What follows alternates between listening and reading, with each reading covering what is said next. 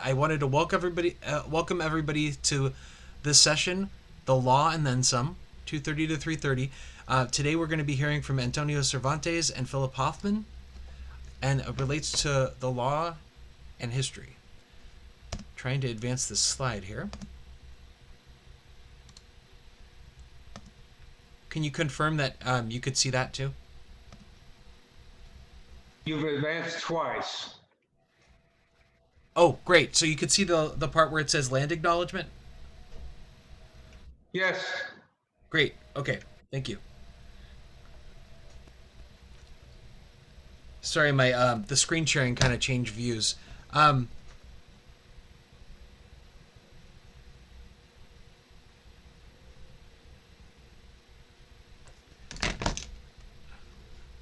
I apologize. My the script that I had for the overall session just crashed, of course, because that's how things always work. Um,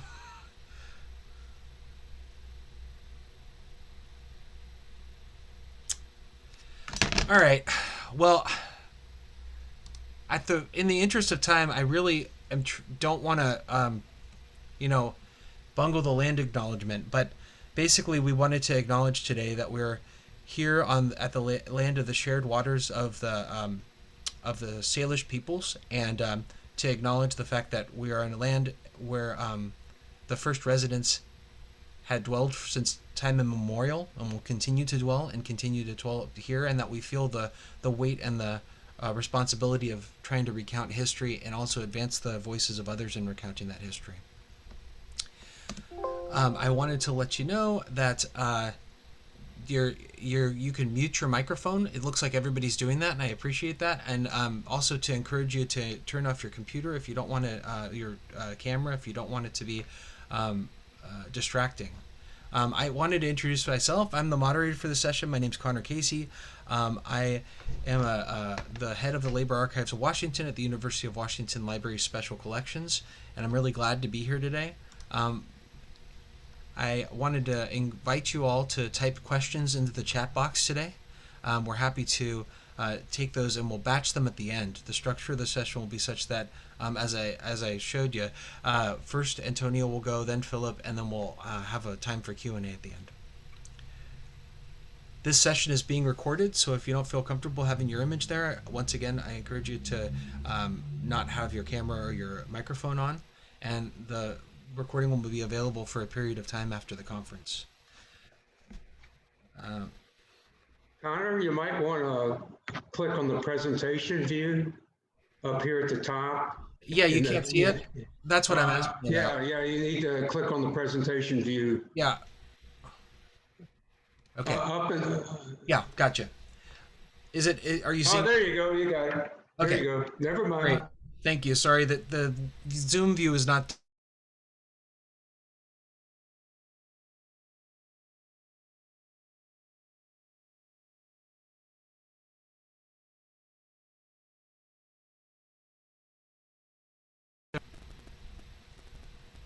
I apologize. I had this all worked out, and now it's.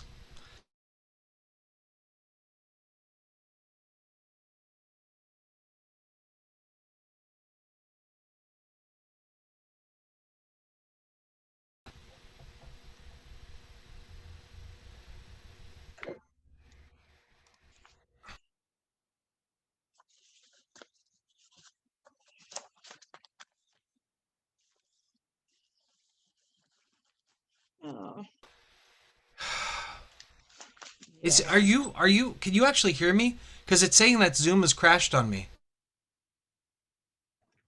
I can hear you, but your video is froze up.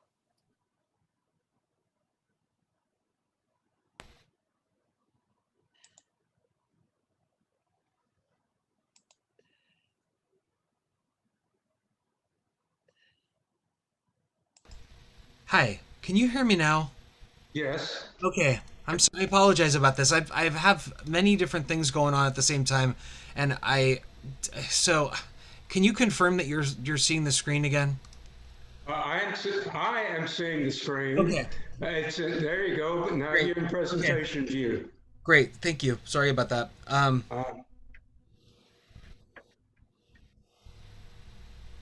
And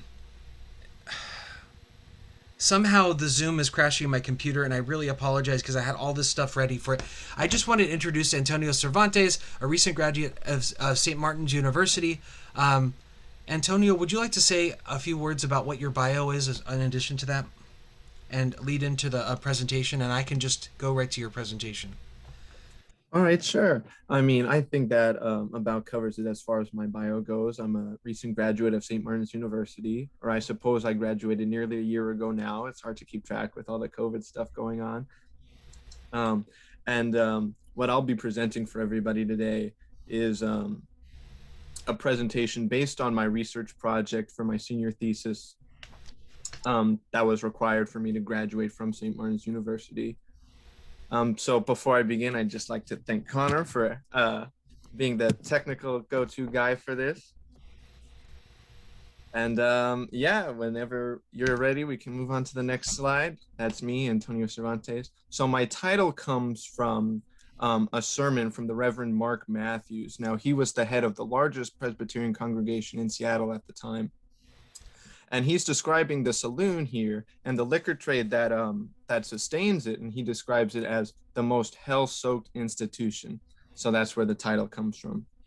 And then my research specifically focused on Whidbey Island. So for those of you who don't know, here you can see a map. There it is. It's located pretty centrally in the Puget Sound, and I point that out because the island's geography is going to be something that's plays an important role in the rum running and the bootlegging we see later on.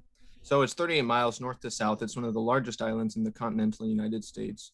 We can see that the southernmost point of the island is 30 miles north of Seattle and much closer to Everett and some other urban centers along the Puget Sound there. As you can see, the island has a very unique shape.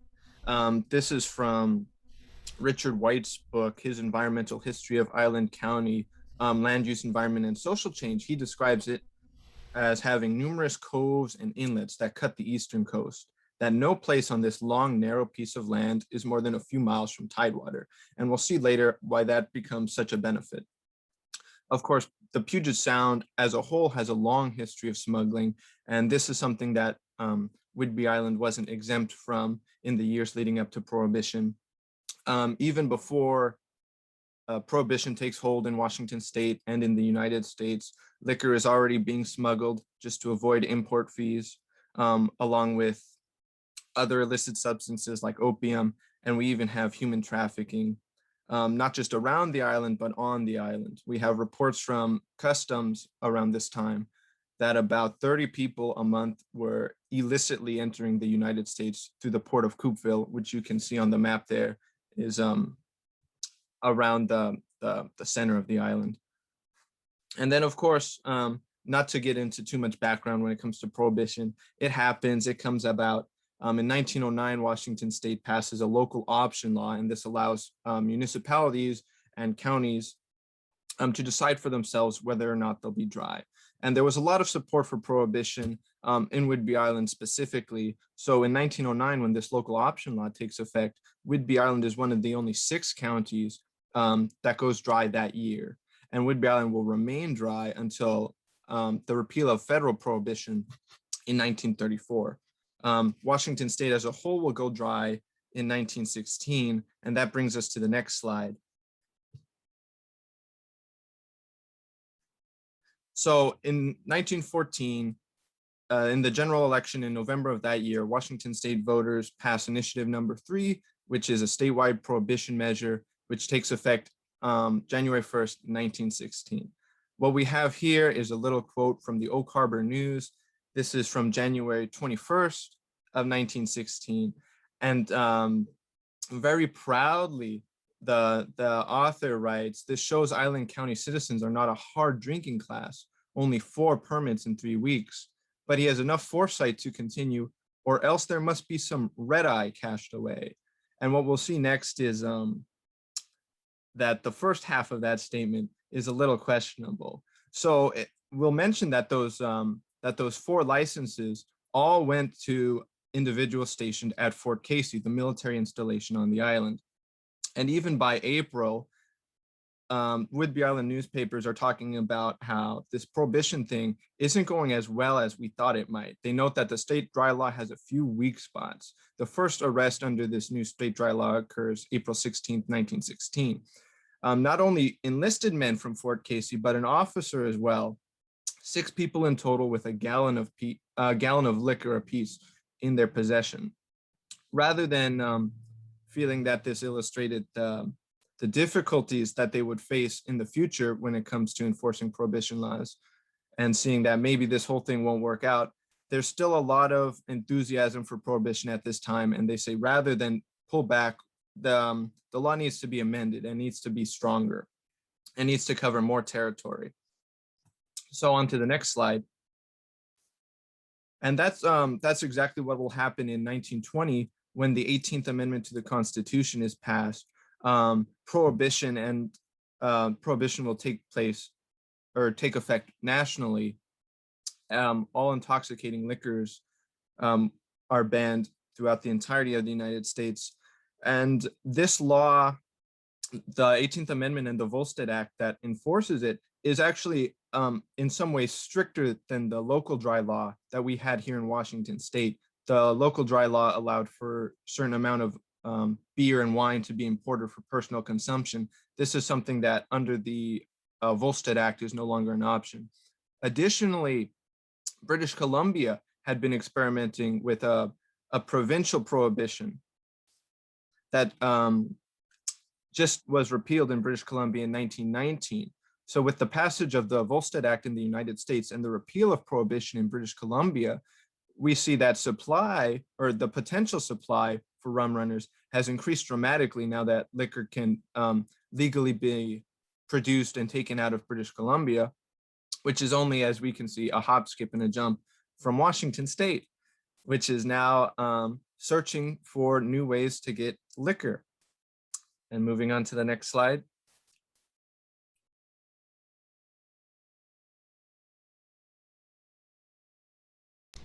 Sorry, it's I hit the thing. It's That's just fine.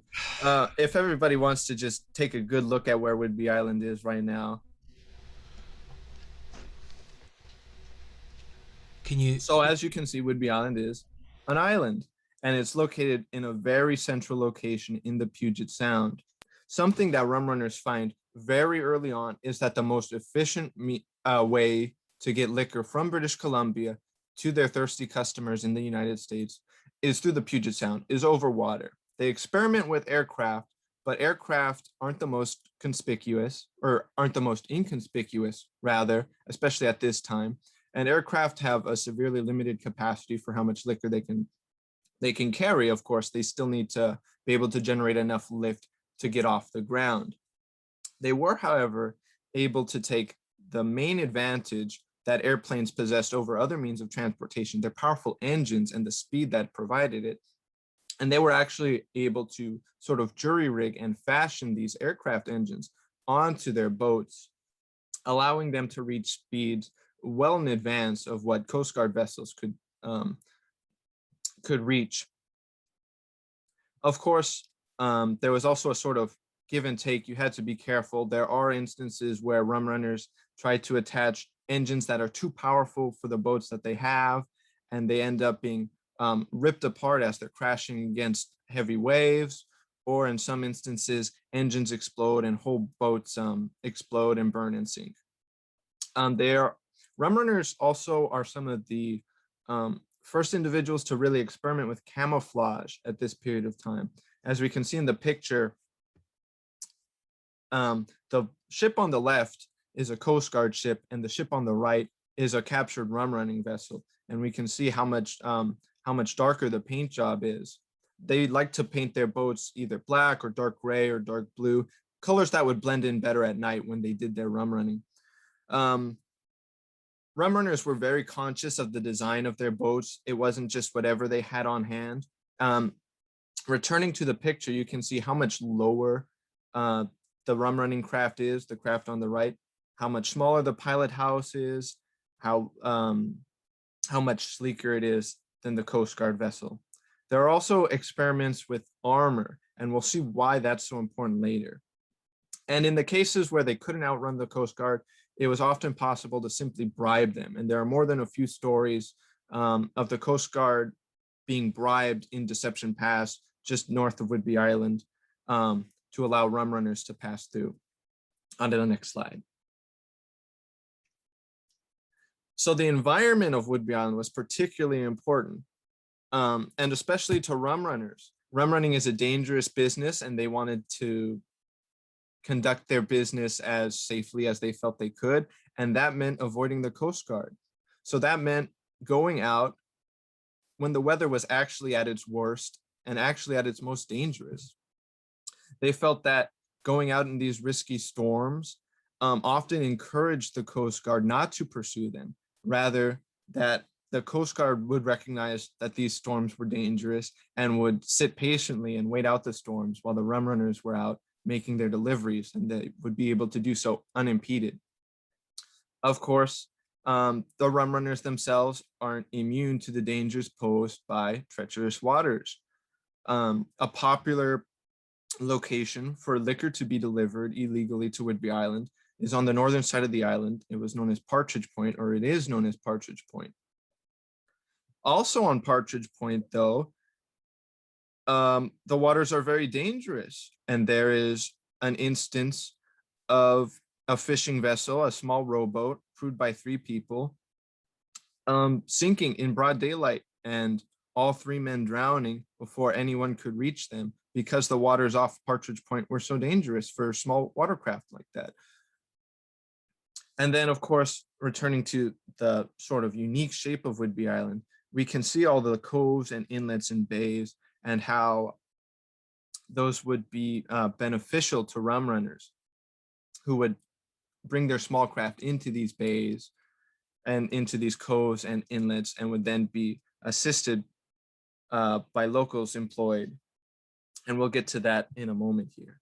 Oh, before we move on, let me just mention that that rum running is actually very seasonal, or it was very seasonal, because of these environmental factors. There was much more rum running going on in the winter and in the fall when the weather was worse and when the nights were longer.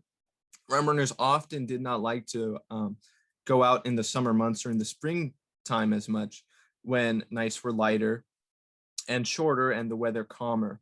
They felt that that put them at a greater risk for being captured. And now on to the next slide. So something that encapsulates some of what we've been discussing so far is the story of a Whidbey Island resident named Daryl Scott and a resort he maintained on Baby Island. So Baby Island sits at the entrance to Saratoga Passage, which is one of the key waterways that rum runners used to smuggle rum from, or whiskey rather, from British Columbia into Washington. So Daryl Scott, he's a local businessman, or he ran this sort of resort, a fishing resort. People would come, pay to stay at the resort and pay for him to take them out, take them to the best fishing spots. One year, it was so cold during the winter that a rum running boat that was traveling through the passage, through the harbor, actually got cut out in the ice and was actually stranded. And Scott, seeing this, actually manages to walk out across the ice, pushing a boat in front of him. He manages to get the rum runners into the boat, back to his place. They make sure to bring their cargo with them, and they stay there for a few days until the ice melts and they're able to leave. And in a show of gratitude, they make sure to leave some of their illicit cargo behind as a thank you to Mr. Scott. And this story is still one that's well known and well repeated on the island. Oh, a question. Do you know which alcohol was the most popular for such illicit transport? Canadian whiskey in this part of the country. We call people who smuggle liquor rum runners because that's what they were bringing from the Caribbean through the Bahamas and from Cuba was rum. However, here in the Northwest, it was actually whiskey from Scotland and from British Columbia that was the drink of choice.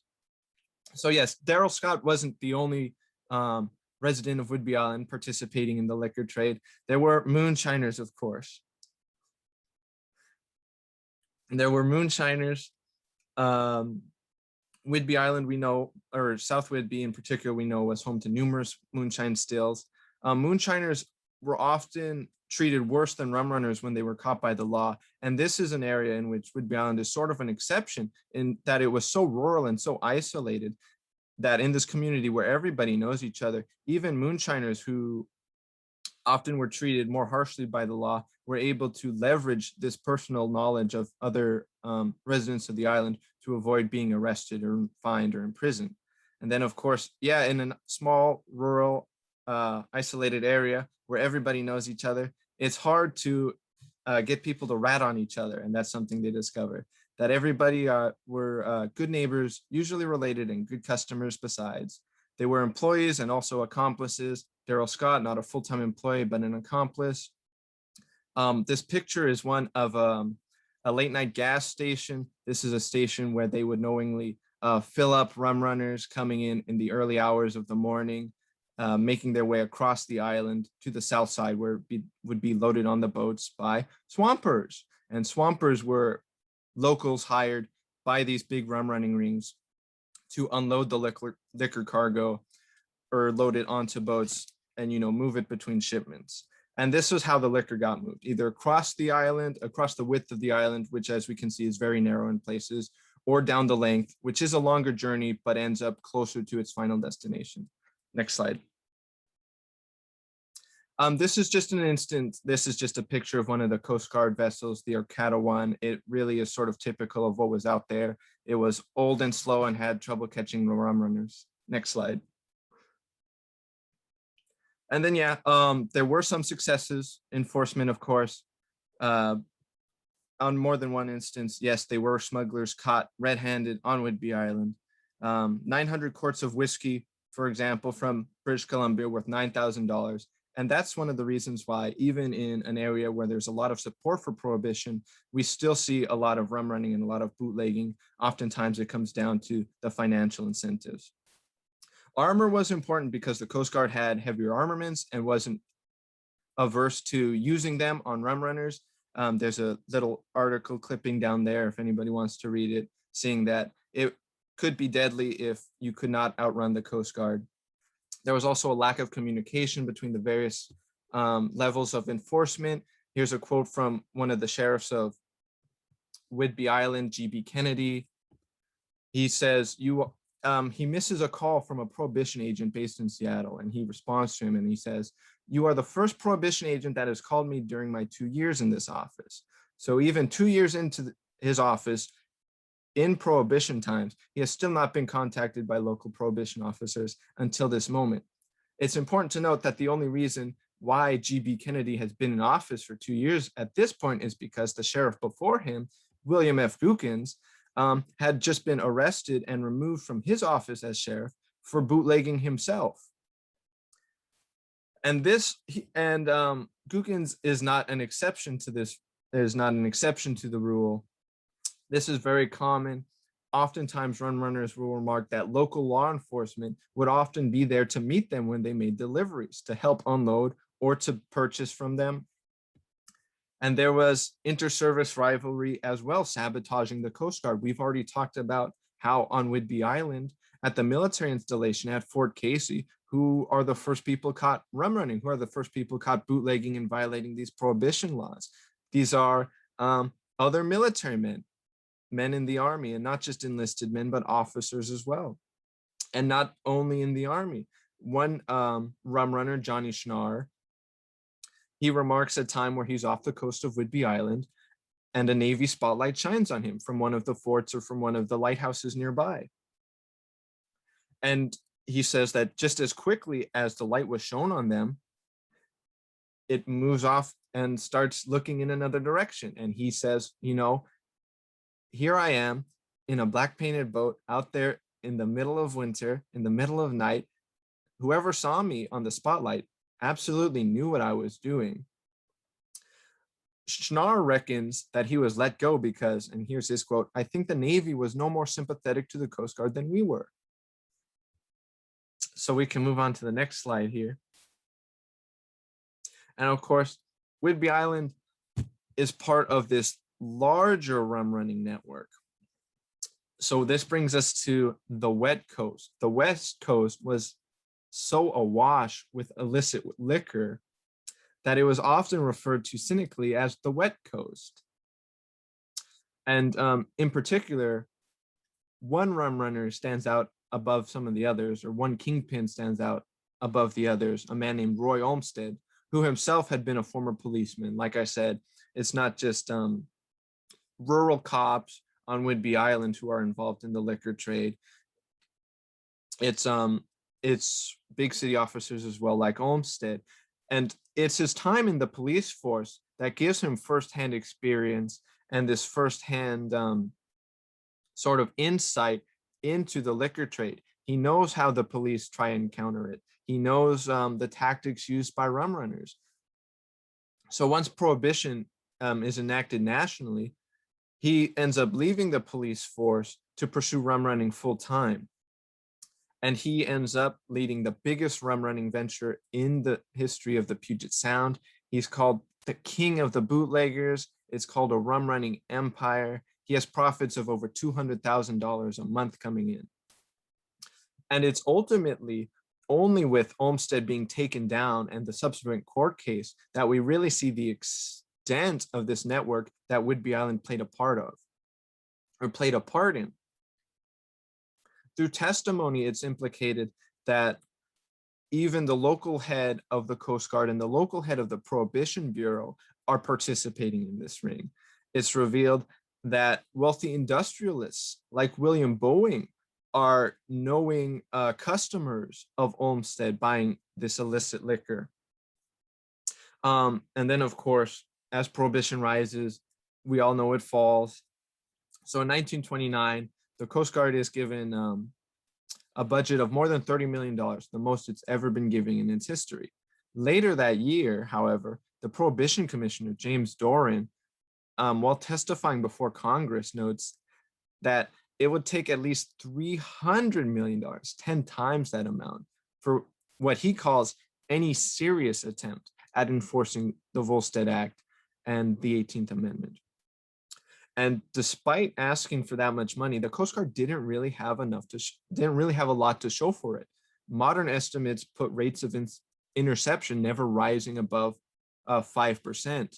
So at least 95% of liquor being sent out was making it into the country. And this just shows you how successful these rum runners were, and including these rum runners around Whidbey Island, how successful they were using the environment to their advantage, how successful they were using the technological know-how to their advantage. And contemporary estimates are place the number at 4 million gallons of liquor being smuggled into the country annually.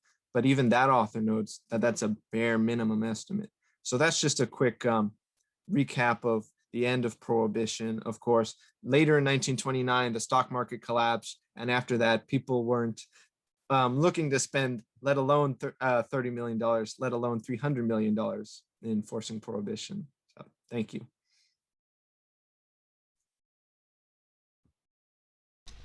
Thank you, Antonio. I really appreciate that great presentation. Thank you. I actually have my script back up. I wanted to next introduce Phillip Hoffman, who is the former director of the University of Washington Office of Institutional Studies, who established the Alca History Project after retirement. Phillip is going to look at the attempts to bring municipal governance to Alki from 1904 to 1907, attempts by the courts and local power brokers to obstruct elections, and the influence of the Demon Rum on the Duwamish Peninsula's municipal and school governance configuration. Phillip? Thank you, Connor. If we could have the next slide. There we go. The presentation I'm going to give today is drawn from a research paper which was completed now 2 years ago. And it's on the alkihistoryproject.com website. I got the address there, and I would recommend, if you have the least inclination and wanting to know what goes on in this story beyond what I have to say today, I recommend that you consult the research paper. I'm going to give my presentation here today exactly like I would have given it a year ago. Elections have been in the news lately, if you haven't heard, and there are some interesting parallels and intersections between the story I'm going to tell today and our recent contemporary history.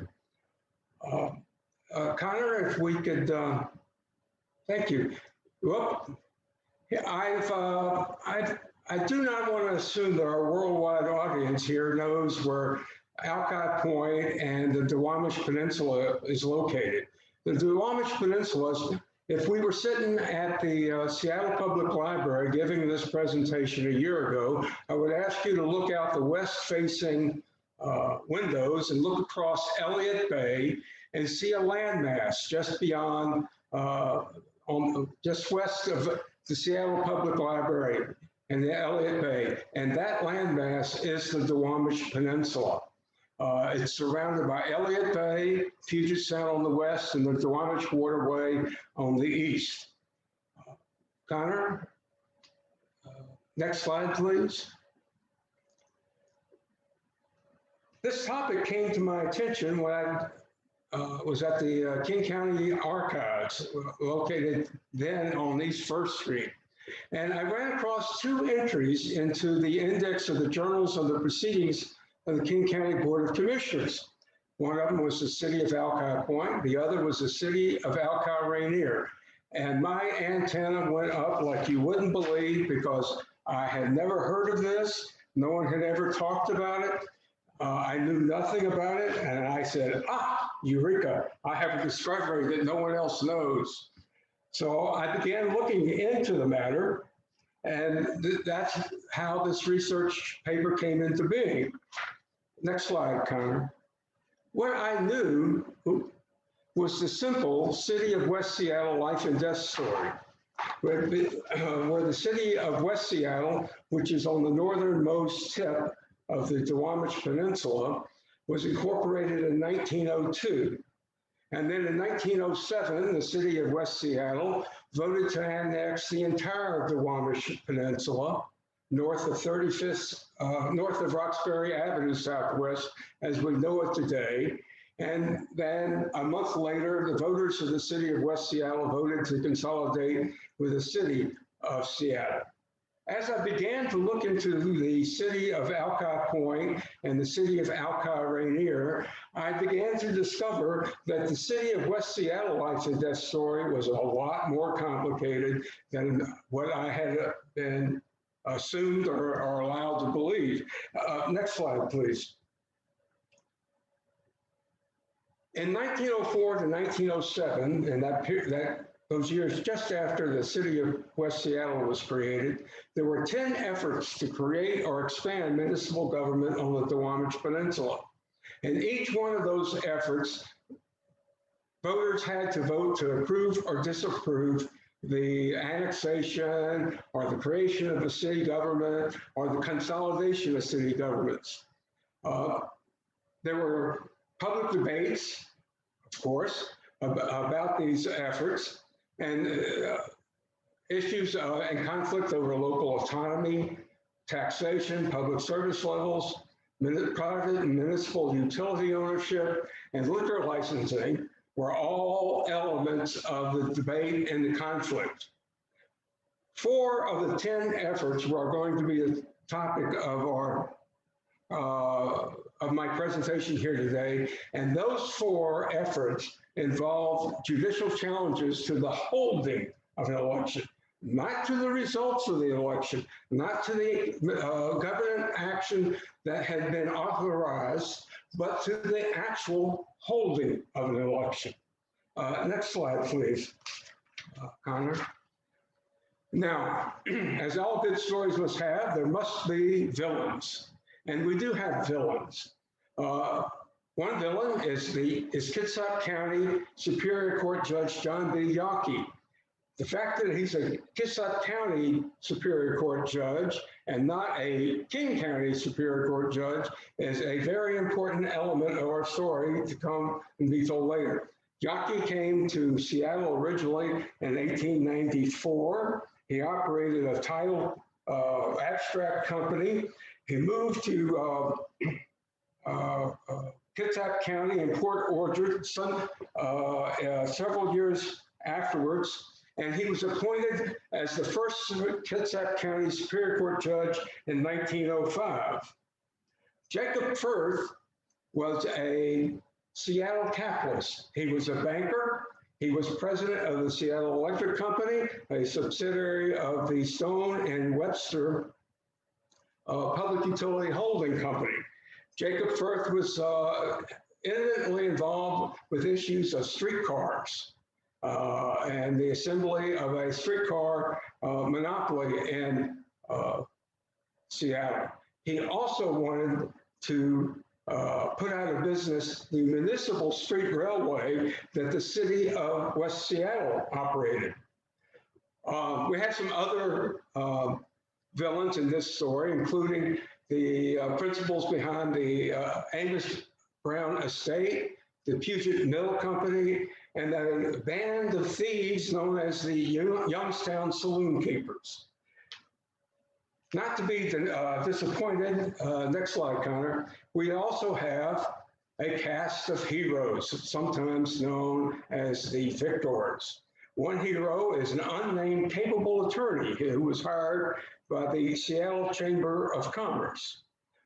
A second hero in this story is Judge Robert B. Albertson, who came to Seattle about the same time as Judge Dockey came to Seattle, but was a local politician. He was Speaker of the House of Representatives of the state of Washington and practiced law in Seattle.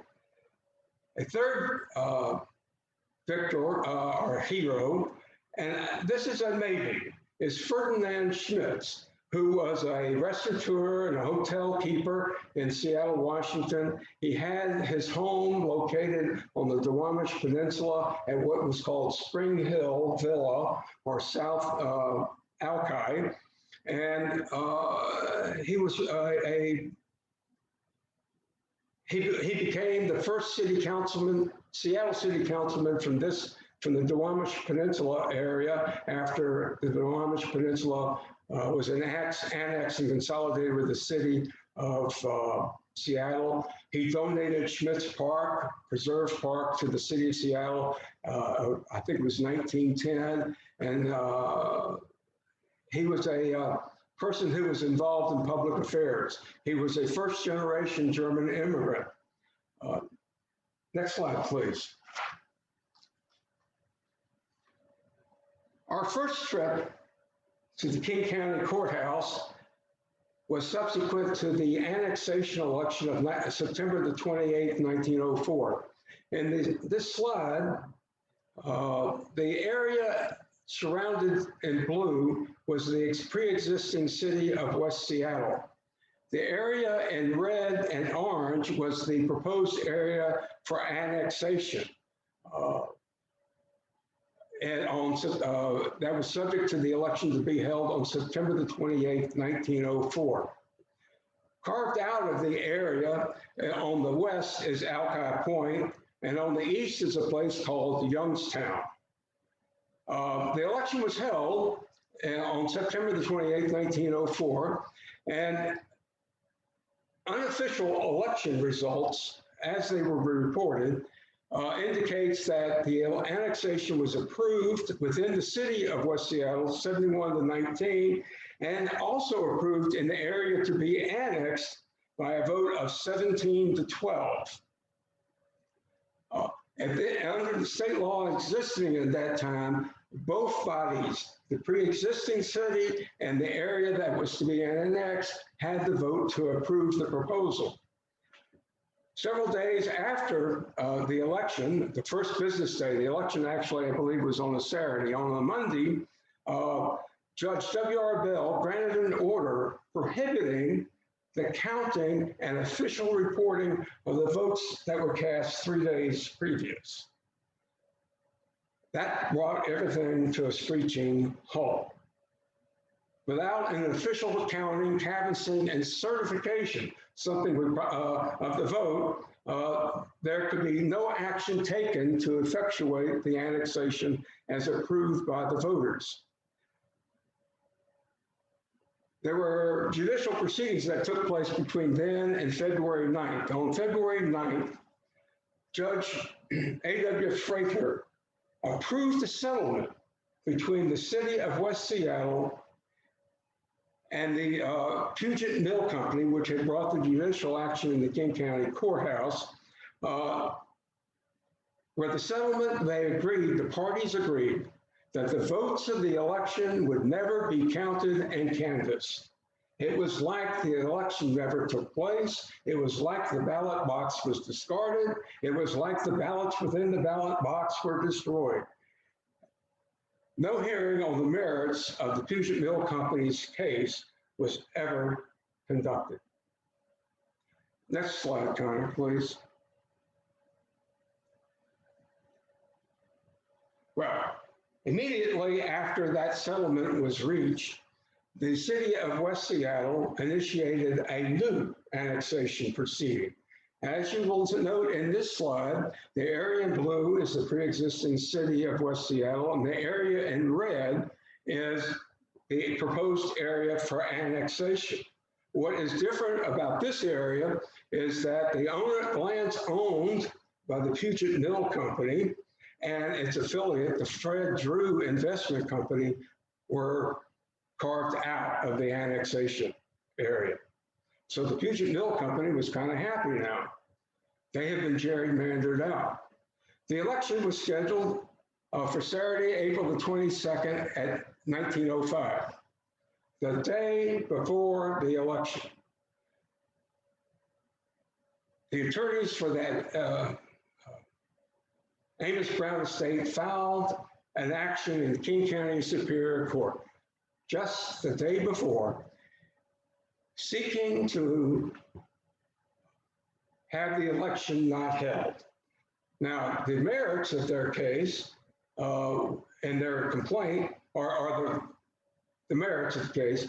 They were exactly identical to the Puget Mill Company. There wasn't this, they like copied it. It was before Xerox machines, but the Xerox machine worked really well. The Brown estate filed their action, and visiting Judge John B. Dockey from Kitsap County, here's their motion for an injunction from holding the next day's election.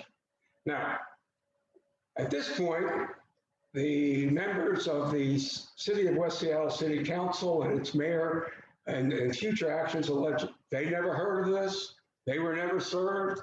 No one ever told us anything. We never were in court, some of which was true. The sheriff said that he served the mayor the papers. He gave them to the mayor's housekeeper at the mayor's house. Who's to know? But on the day of the election that was scheduled, the city of West Seattle conducts the election, and you slipped by. Go back one step. There we go. The election was held, and the concurrent majorities that were required to approve the annexation were made, and the city of West Seattle went forward with the annexation. And in May of 1905, the Washington Secretary of State issued a certificate of official notice of annexation. We could have the next slide. Yeah. There we go. And this second trip at the King County Municipal Court, in February of 1906, several months later, after the state of Washington Secretary of State had issued the certificate, Judge Arthur Griffin finds that the election was null and void, and enjoins the city of West Seattle from taking any steps to levy or collect taxes upon lands in the annexation area. 4 months later, in June of 1906, the Washington Supreme Court hears this case on appeal. There were two questions that the Washington Supreme Court heard. One dealt with the adequacy of the notice of the election. The other one dealt with Judge Dockey's order enjoining the election made so short of a time before the election declared the election was null and void, given the potential public confusion over the election processes. That being issuing a court order 24 hours before, less than 24 hours before the opening of the polls, newspaper publication of news stories that the election had been canceled, people showing up to vote, just confusion and chaos is what the Washington Supreme Court saw, and they agreed with the trial court judge, Judge Arthur Griffin, that the election was null and void. It was like it never happened. If we could have the next slide.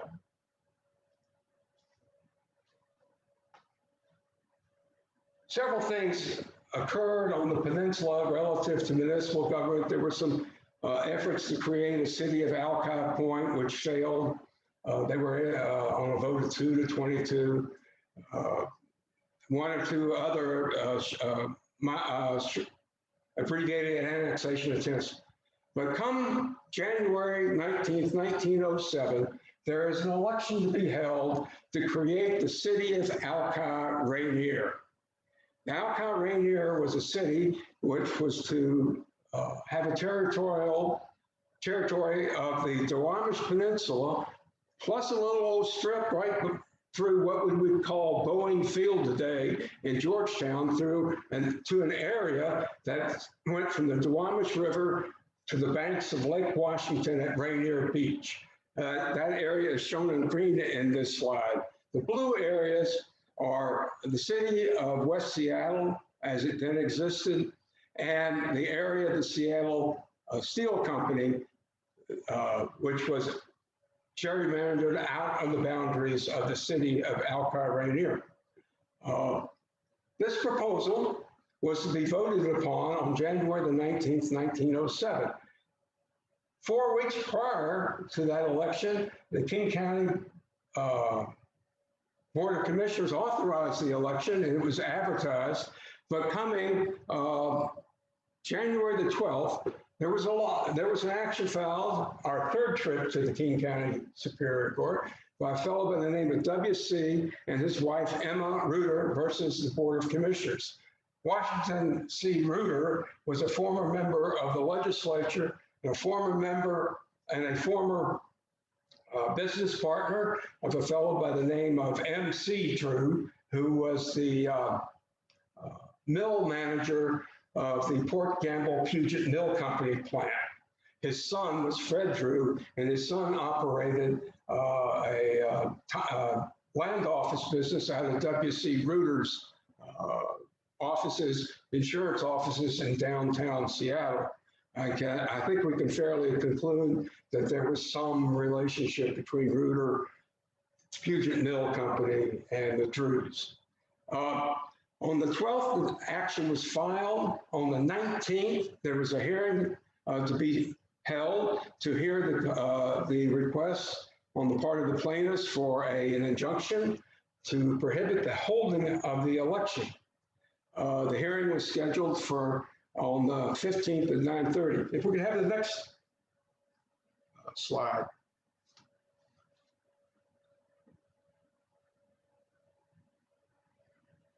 Okay.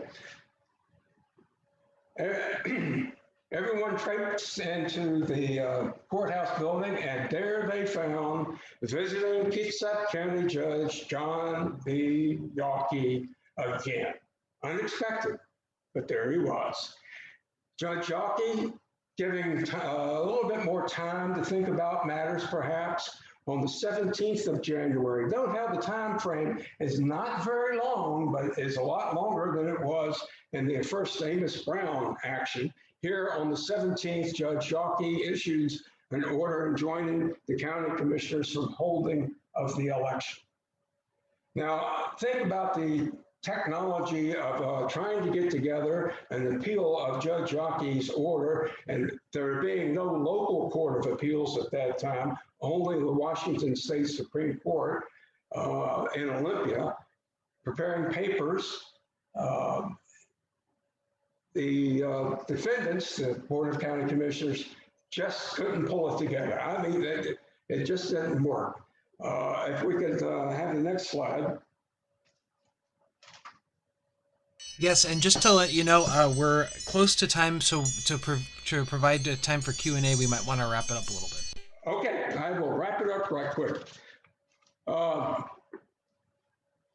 The Board of County Commissioners just dropped the matter of the creation of the city of Alca Rainier. Following on the story, there was an annexation attempt following the city of Alca Rainier incorporation. That annexation attempt was May 27th, 1907. Involved in that controversy about the creation of a larger city of West Seattle were issues of the Youngstown saloon keepers, if they could stop the annexation so that they could keep their privileged little area of Youngstown licensing free only by the county. Their efforts failed, even though their saloon keepers proxy was George A. and Julia Hill, who ran to for the fourth time to the King County Superior Court, seeking to do exactly what the previous three efforts were to procedurally stop the election. The whole question, as the attorney for the defendant said, the whole question of the right to hold said election will be decided not on its merits if the Hills had their way, but on a motion for an injunction. If we could skip the next two slides.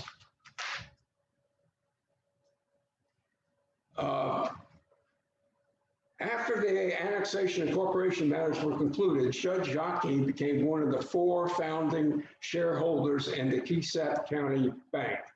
His fellow shareholders were Jacob Firth, Peter Norby, and George Miller.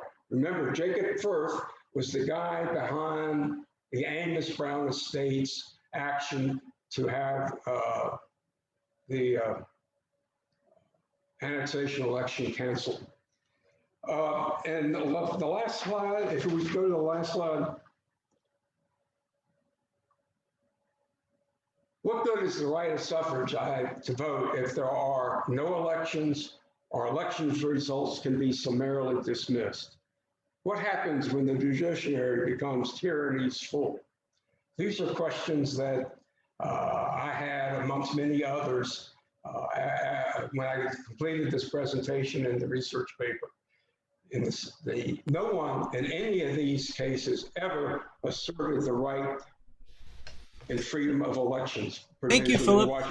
We have about 5 minutes left for Q&A. Thank you so much for that presentation. Okay. I wanted Sorry, I ran over. I wanted to voice the question from Marjorie Hittle for Antonio regarding the relationship between rum runners and the mosquito fleet, if any, that you came across in your research. So I didn't find anything explicit about a ship being a part of the mosquito fleet and also being captured as a rum runner. However, like the story with Daryl Scott, not everybody who participated in rum running did so as a full-time occupation. Many people did so ad hoc or for their own personal consumption even. So I would be surprised if there was not an instance out there that could be found of a ship in the mosquito fleet having liquor on board when it wasn't supposed to at some point. And then when it comes to, I'm not sure, like I said, I'm not sure about any rum running boats being brought into the mosquito fleet that weren't already in there or being explicitly used for rum running. I can tell you that the Coast Guard certainly wasn't above retrofitting captured rum running vessels and using those to their advantage when they had to. So like I said, I would certainly be surprised if there was not an instance where a ship in the mosquito fleet participated in liquor smuggling. Thank you. Does anybody else from the audience want to voice a question? We have a few minutes left. And if there isn't a question from the audience, I have a bit of a question. Oh, there we go. Do we have somebody who's asking? I see you've unmuted yourself. Oh, yeah. One of the things I've always heard is that the Boeing company built Hickman sea sleds after World War I because they didn't have any airplane contracts. Bill Boeing hated prohibition, in fact, was arrested for violating Washington's prohibition law. What I've always heard from old Boeing employees is that Boeing sold these Hickman sea sleds to rum runners at or even below costs to force the Coast Guard to buy a fleet of Hickman sea sleds of their own. And of course, being big, dumb governmental employees, Boeing could charge them a premium price. I've never been able to find any documentation. Is that true? Are you going to be able to do that in 2 minutes? That's the first I've heard of that specifically as well. But yeah, absolutely. I've heard tons about Bill Boeing being, being wet to the bone. Well, I wanted to thank both of you for your very thoughtful and interesting presentations. I think it's really interesting how they're in dialogue with one another and tell these important narratives about legal and local history and that intersection. Thank you so much for your presentations, and thank you all for attending. We really appreciate having you here today, and I hope you have a good rest of your day.